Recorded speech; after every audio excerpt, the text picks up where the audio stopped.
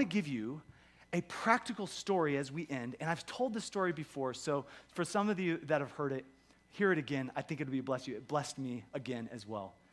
But there's a story of a young artist, an older artist who, when he was younger, grew up in a small town in middle America.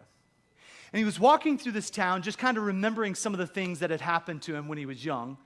And he was walking past a thrift store.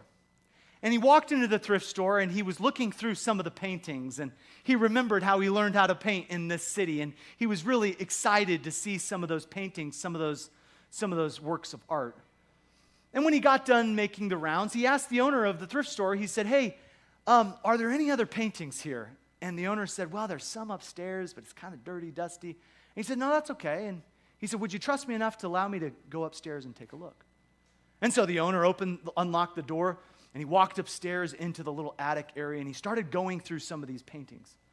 And as he got to the back of the room, he pulled forward some of those paintings, and then behind some of those paintings, there was a broken, tattered painting with a cracked frame and a scratch down the middle. There was so much dust, but through the dust, he could tell that painting was a painting that he had painted when he was in high school.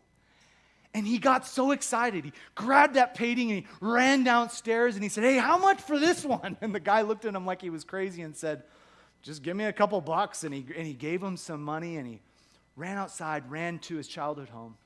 And he put that painting down on the dining room table, and he started to dust it off, and he took it and he started to clean away all of the dust from the paint. And he took out his paint and he started to fix some of the cracks in the canvas and started to make the colors pop again. And he took and put a new frame around it. And I want to tell you that what he did to that painting is what God's grace and mercy did to me when I got saved. My friend, he redeemed me.